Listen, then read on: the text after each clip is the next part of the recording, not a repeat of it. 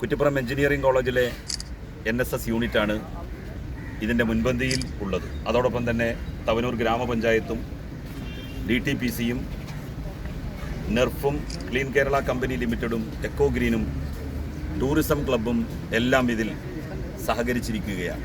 ശുചിത്വോത്സവം ജില്ലാതല ക്യാമ്പയിന് തവനൂർ മിനി പമ്പയിൽ തുടക്കമായി. സ്വച്ഛതാ ഹി സേവ പരിപാടിയുടെ ഭാഗമായാണ് മിനി പമ്പയിൽ ശുചീകരണ പ്രവർത്തനങ്ങൾ നടത്തിയത്.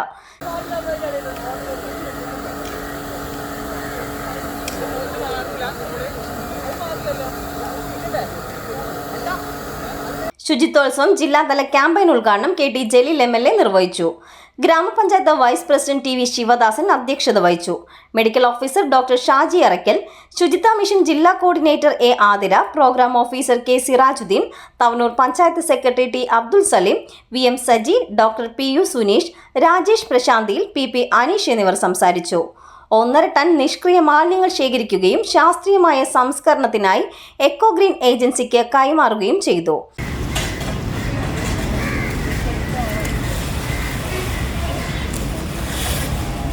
ക്യാമ്പയിനിൽ നെർഫ് ഓർഗനൈസേഷൻ, ശുചിത്വ mission clean Kerala, MES engineering college, NSS unit, ഹരിതകർമ്മ സേന അംഗങ്ങളും പങ്കെടുത്തു.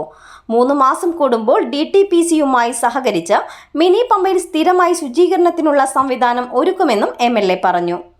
CNTV കുറ്റിപ്പുറം.